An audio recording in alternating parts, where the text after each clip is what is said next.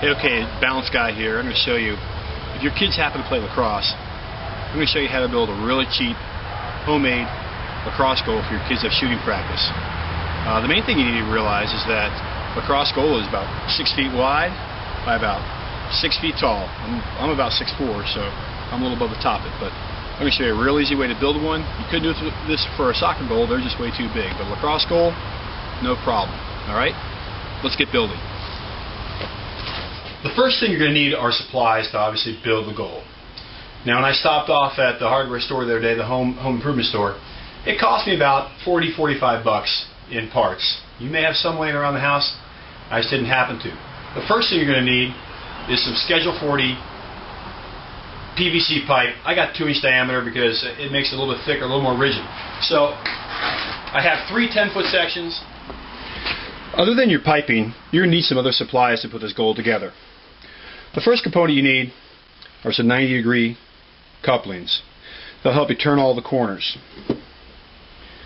You also need your purple primer and glue, PVC cement. This purple primer is key to making sure that cement sticks well to the piping. 3 6-foot sections of pipe. The 2 verticals and the top across the top. Obviously the bottom doesn't get a section. So you take it, you lay out a 6-foot section.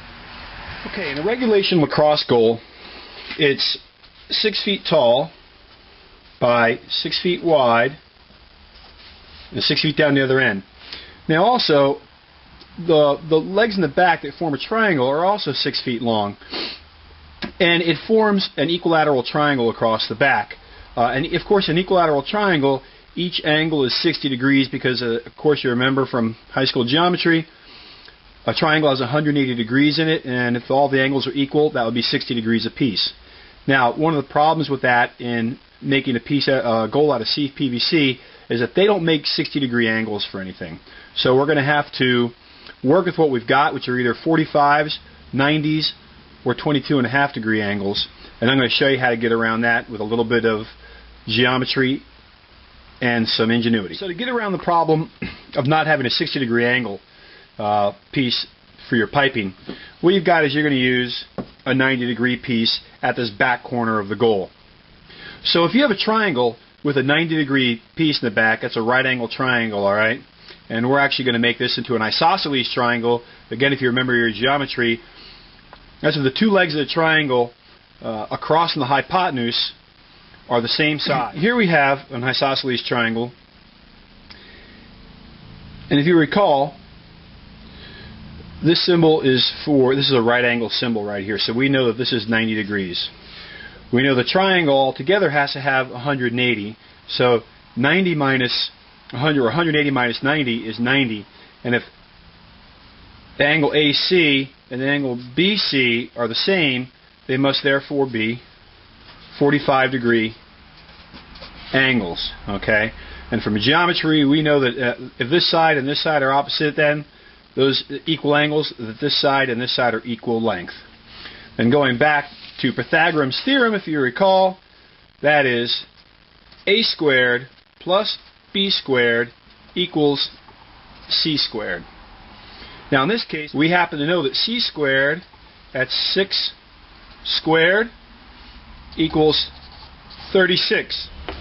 Going back to Pythagoras' theorem, we know that a squared plus b squared equals c squared. In this case, c squared is 36. It's 6 times 6. And we know that we're dealing with an isosceles triangle where the 2 sides are equal. That means then that we come back to here, a and b.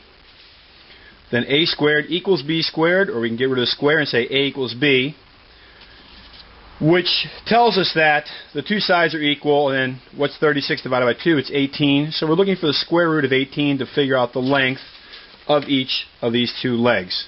Hopefully this is being clear. The square root of 18 happens to be 4.2426. In order to convert this to feet and inches, because remember this is 0.24, not 2.4 inches, we subtract the 4 out, multiply 0.2426 times 12, and that winds up being 3 inches. So we know then that the length of these 2 triangles needs to be 4 feet 3 inches for these 2 back sides of the goal. Hey, we're back. Hopefully that math didn't throw you off or leave you confused, or if you're a lot better mathematician than I am, hopefully it didn't bore you or you're sitting there going, this guy's an idiot. So we have our goal here, and it's been dry fit together.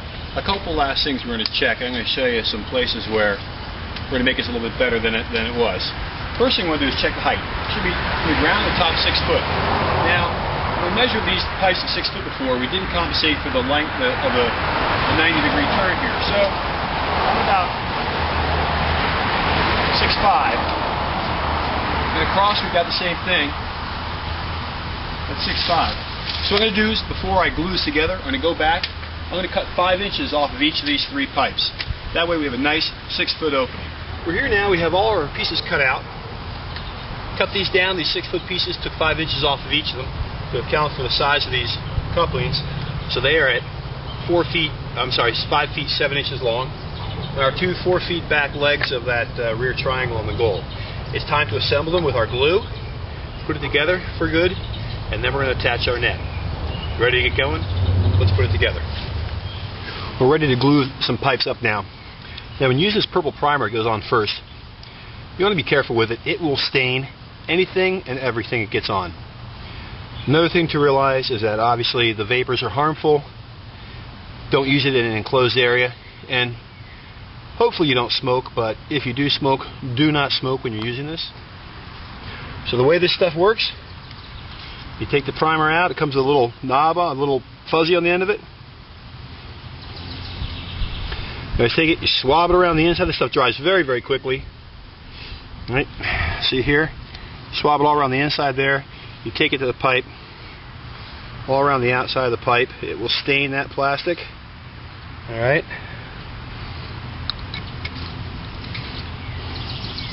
You get your glue.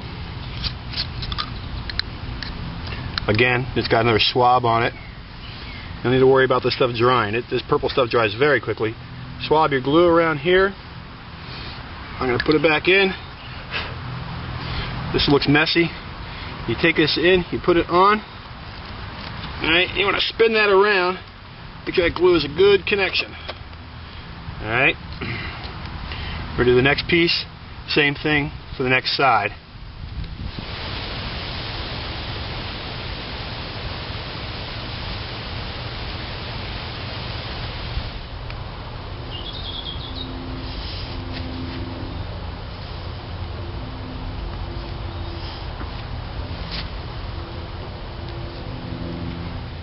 Goal is all glued up. Once I actually started the gluing process, it only took about 10 minutes. You want to work quickly, but make sure you do a dry layout first. The purple primer goes on, the glue goes on. Make sure you line your joints properly so that everything will fit together. Our next step after this is going to be attaching the net. Our lacrosse goal is built, and we're ready to attach the net. Now, I'm sure you can go online and order an official lacrosse goal net. Go to your local, if you happen to live in the Northeast usually, local lacrosse store and buy a net. However, I happen to have an old net laying around, another piece of athletic equipment, and it's just about the right size, so that's what I'm going to use. Alright, let's get started and get this put on. One of the things you want to make sure of that the zip ties you're using are long enough. With a 2-inch diameter pipe, I'm using 11-inch zip ties. They give me just enough room to go around, a little bit extra to spare, so I feel comfortable in pulling tight. You put that zip tie on, get a pair of side clippers and clip that extra off, and you're good to go. And you're going to work your way all the way around the goal and get it nice and tight. Kids will be almost ready to play. Okay, so our net is done. Got the zip ties all the way around, got them snipped off so they're out of the way. It's a little bit front heavy and likes to tip forward. So what I'm doing is just instead keep it in place. It'll be served just fine. The back corner of the triangle, I just got a cinder block sitting back there to hold it down. I think that's just going to take it fine from there on out with the kids playing with it. I'll see how it works. If I have to make some adjustments once they play with it, we'll do it from there. But hopefully you've had a good time following this. You can find some time to do this for yourself.